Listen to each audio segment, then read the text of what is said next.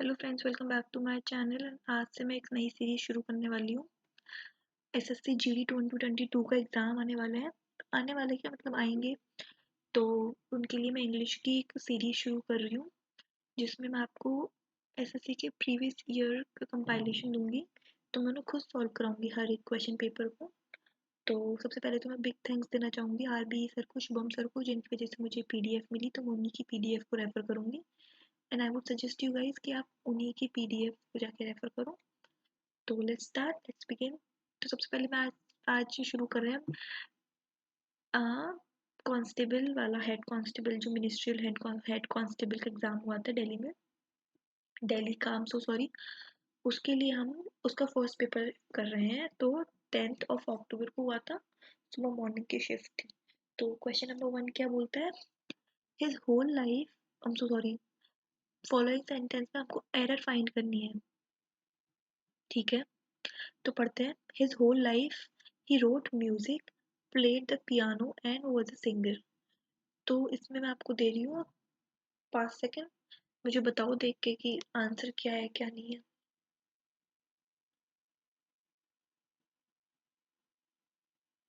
तो आंसर तो आपको पता लगी क्या होगा। आंसर है फोर्थ, ठीक है। Was a singer, because because उसमें उसने बोला, उसने म्यूजिक लिखा, उसने पियानो बजाया, एंड वो तो सिंगर नहीं आएगा, उसने सिंगिंग की। सिंगर तो वो अभी भी है, बट उसने सिंगिंग की, तो इसमें वर्ब आनी चाहिए, नॉट कि आप वो दो, वो तो सिंगर, ठीक है। तो आंसर नंबर 4 होगा। अपन को बताना है one word substitution. Question number 2, advertisement on television for soaps promising younger looking skin. तो यंगर लुकिंग जो होता है ना, उसका आंसर होता है रिज्यूविनेटेड, ठीक है। इसकी स्पेलिंग भी याद कर लेनी है, क्योंकि स्मार्ट पीपल तो स्मार्ट होते हैं, जो इंटेलिजेंट पीपल होते हैं। लाइटर पीपल, लाइटर लाइटर मतलब थोड़ा वेट में हल्का, तो उसके लिए यंगर का कुछ नहीं होगा। ब्राइटर मतलब कि शाइनी होता है, इसका मतलब ये नहीं होता कि यंगर होगा वो। शाइन एक ओल्ड स्किन भी कर सकती है, एंड यंग स्किन भी कर सकती है, बट रिजुविनेटेड का मतलब भी होता है यंगर लुकिंग स्किन, ठीक है। क्वेश्चन नंबर 3 पे चलता है। Sam slowly poured the juice inside the glass, ठीक है। तो इसका एरर निकालनी है इसके अंदर। तो आंसर आपको दिखेगा, वो इनसाइड द ग्लास नहीं होता, इनटू द ग्लास होता है। किसी ग्लास के अंदर पटक रही है, मतलब किसी चीज के अंदर जा रही है, तो इनटू आएगा। क्वेश्चन नंबर 4, इसमें हमको पी क्यू आर एस दे के रखा है। तो देखो क्या पैराग्राफ करना है, तो मैं पढ़ के बताती हूँ। The average person has about 1 to 1.5 gallons of a liquid inside his or her body called blood.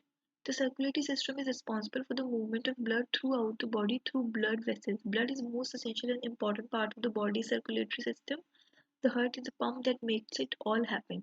तो सी डी से तो बिल्कुल स्टार्ट नहीं होगा। इट क्या है? इट क्या है इसमें, ठीक है। डी किसी ना किसी के बाद ही आएगा। तो अब इसमें देखते हैं, डी दे रखा है बी के बाद, इसमें डी बी से पहले है, इसमें डी बी के बाद है, इसमें डी बी के बाद है। तो बी को देखते हैं। The circulatory system is responsible for the movement, of course D B के बाद ही आएगा, for the movement of blood throughout the body through blood vessels, तो ऑफ कोर्स डी बी के बाद ही आएगा, तो ये ऑप्शन तो कट गया। अब बचे हमारे पास दो, या तो ए से शुरू होगा या सी से। तो हमारा जो ऑप्शन होगा वो सी से शुरू नहीं होगा, क्योंकि सबसे पहले हमें सर्कुलेटरी सिस्टम की बात करनी पड़ेगी ना। नो, सर्कुलेटरी सिस्टम की तो ब्लड के लिए पहले बताना तो पड़ेगा कि क्या है, ब्लड होता क्या है। तो ब्लड होता है, तो सी से भी शुरू नहीं होगा, ठीक है। The average person is about 1 to 1.5 gallons of liquid inside his or body called blood, ठीक है, उसे ब्लड कहते हैं। And blood is the most essential part of, तो ए के बाद बी भी नहीं होगा, ए के बाद सी होगा, इसका आंसर ए के बाद सी होगा, ठीक है। सो सॉरी, मैंने पूरा खराब कर दिया, वेट अ सेकेंड।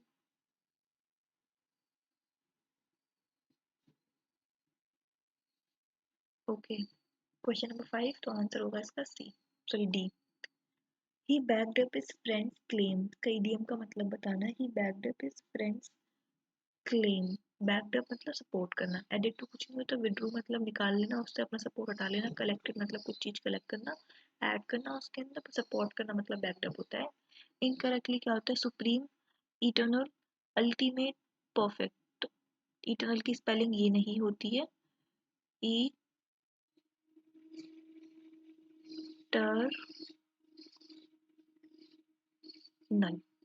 इटर्नल ई आएगा यहाँ पे। क्वेश्चन नंबर 7 अगेन ABCD मतलब PQRS है। इट अकाउंट्स ठीक है। इट से शुरू हुआ है तो ये सेंटेंस तो बिल्कुल ही नहीं होगा, तो ए वाले तो ऑप्शन ही हटा दो। Question it is by the way, B से भी नहीं होगा शुरू। It is what it is, तो बी से भी हटा दो। हाँ बी से भी हटा दो। अब हमारे पास बचा ऑप्शन, देखो ऑप्शन बचा हमारे पास डी। तो डी के बाद ए आएगा, फिर डी के बाद से, तो D the theory of natural selection the centrepiece of on the origin of species end of the evolution theory. हाँ फिर उसके बाद क्या है, फर्दर मोड नहीं आएगा, पहले वो बताएगा accounts theory of natural selection क्या होती है, फिर इसके लिए किसके लिए रिस्पॉन्सिबल होती है, फिर बताता है कि ये और किस किस के लिए होती है। तो पहले इट अकाउंट्स, फिर एक्स्ट्रा में बताएगा, फिर एंड में आएगा कि it is by the way. And मतलब end class it is this, तो इसका आंसर होगा अपने पास, इसका आंसर होगा DACB। इसका आंसर हो गया हमारे पास C. Question number 8 the steady progress of military technology has brought weapons of ever increasing dash power. तो आंसर क्या होगा, सी वेपन्स आ रहे हैं, एवर इंक्रीजिंग डिस्ट्रक्टिव पावर, क्योंकि किलर कोई पावर नहीं होती है, सुपर पावर होती है, बट वो किसी उसका सेंस नहीं जा रहा है यहाँ पे, वर्ल्ड एंडिंग पावर कोई नहीं होती है। ठीक है, तो सिनोनिम बताना है एक्रू का। एक्रू का सिनोनिम होता है, इसको याद कर लीजिए, इसका सिनोनिम होता है गैदर करना, कलेक्ट करना। ठीक है, the teacher told him strictly that he hadn't ought to do that in the class। तो इसका आंसर क्या होगा बताओ। इसका आंसर होगा hadn't ought to do, उसमें बताना ये सही है कि नहीं है, कुछ कैप्चर कुछ चेंज कर सकते हैं। तो सी इसमें नो एरर नहीं दे रखा, मतलब ये तो गलत है। अब हमें देखना है सही आंसर क्या है। तो सही आंसर है ऑलवेज, ought के बाद ही हैव आएगा, तो ought not to have done। ठीक है, hadn't not कुछ नहीं होता है, ought not to have done इसका आंसर होगा। The teacher told him strictly that he ought not to have done that in the class। तो मतलब पहले ही बोल दिया गया था, तो to have done मतलब जो पहले ही बोल दिया गया है, इसका आंसर ये होगा। क्वेश्चन नंबर 11 एंटोनिम बताना है एक्सपेल का। एक्सपेल का एंटोनिम क्या होता है, एक्सेप्ट करना, एडुलेट मतलब कुछ मिलावट करना, ब्लास्फेमी करना, डिपोर्ट करना मतलब निकल जाना, यूलोजाइज करना मतलब किसी की तारीफ करना, और एक्सेप्ट करना मतलब एक्सपेल, एक्सपेल मतलब दे निकाला देना, मतलब रिजेक्ट करना, और एक्सेप्ट मतलब एक्सेप्ट मतलब एक्सेप्ट करना, मतलब ओके एग्री करना। He is not a, don't miss don't misunderstand him. Question number 12 में सेंटेंस में क्या आएगा, तो he is not a chit, chit मतलब चिड़ा हुआ एंगर आदमी नहीं है। चिट चिट तो नॉर्मल चिट होती है, शीट मतलब जिसमें तलवार वगैरह रखते हैं, cheat, he is not a cheat, इसलिए उसको मिसअंडरस्टैंड मत करो। Better than that, better late than never, idiom का मतलब। इसका आंसर क्या होगा बताओ। इसका आंसर इसमें खुद ही में लिखा है, देखो better not to arrive late than not to come at all, इसमें बोलते हैं ड्राइविंग वाले में बोलते हैं कि better late than never. A human being requires a आ दे रखा है, intake of nutrients and proteins for keeping a fit and healthy body। ठीक है, तो अब बताओ इसका आंसर क्या होगा, 14 का आंसर क्या होगा। 14 का आंसर होगा बैलेंस्ड इनटेक। बैलेंस सबसे पहले तो उसमें एक वाई का एडजेक्टिव आएगा, इसीलिए क्योंकि इनटेक ऑफ ये नाउन है अपना। ठीक है, बैलेंस्ड, तो ये होगा बैलेंस डाइट होनी चाहिए उसके पास, सुनते हैं ना काफी सारी कि बैलेंस डाइट रखो अपनी, हेल्दी एंड फिट रहोगे, वही वाला केस है। बहुत जनरल इंग्लिश पूछी गई है। Question number 15 incorrectly spelled word बताना है पूरे इसके अंदर, सेंटेंस के अंदर। तो अर्ली की स्पेलिंग सही है, राइजिंग की स्पेलिंग सही है, enables us to get a long day ahead of us ये भी सही है, permitting us to wrap all of our work efficiently इसकी स्पेलिंग गलत है। efficiently की स्पेलिंग होती है EFFICINTL। Okay, question number 16 my mother always loves to spend a leisure time on a piece of closed hand land planted with fruit trees। ठीक है, तो उसका मतलब बताना है piece of enclose land planted with fruit tree, sorry planted नहीं होगा planted होगा, माय मिस्टेक है। तो piece of enclose land planted with fruit trees का मतलब क्या होगा बताओ? बहुत सिंपल है। फार्म तो मतलब होता है जिसमें अपन फार्मिंग वेजिटेबल्स वगैरह करते हैं। गार्डन एक नॉर्मल गार्डन, जरूरी नहीं है वहाँ फ्रूट ट्रीज हो। लॉन भी टहलने वगैरह के लिए होता है, वहाँ फ्रूट वगैरह नहीं होते। और guard is for the trees, okay, fruit trees. Vagrant का मतलब क्या होता है, इसका सिनोनिम बताना है। वेग्रेंट, ड्रिफ्टर, घुमक्कड़ जो लोग होते हैं। ट्रेडर जो लोग ट्रेड करते हैं, सामान इधर से उधर पहुंचाते हैं। लूजर जो हार जाते हैं। फाइटर जो फाइट करते हैं एंड तक जो ब्रेव होते हैं। ठीक है। Question number 18, one word substitute बताना है। Disorder that involve difficulty in reading interpret words. ठीक है, a disorder that involve difficulty in reading interpret words। Question number 18 का आंसर बताओ। क्वेश्चन नंबर 18 का आंसर होगा डायस्लेक्सिया। डिसेबिलिटी मतलब कुछ ना कुछ डिसेबिलिटी होती है, वो किसी भी चीज की हो सकती है, it's not specially reading. Dysgraphia मतलब डिल्यूजन मतलब होता है कि भ्रम हो जाना। ठीक है, तो डिसलेक्सिया का मतलब होगा क्या, जिसे हम इंटरप्रेट करने में, वर्ड्स को रीडिंग करने में दिक्कत आती है। The care, affection and the guidance which I got from my teacher inspired me to become a teacher. ये होता है ना इसका सिनोनिम इंस्पायर्ड का, तो मोटिवेटेड। ये हर कोई बच्चा जानता है, इसको बताने की भी जरूरत नहीं होनी चाहिए। Paper was quite easy this year. Diligent का मतलब क्या होता है, सिनोनिम इंडस्ट्रियस। ओके, अब चलते हैं सबसे इम्पोर्टेंट क्लोज टेस्ट पे।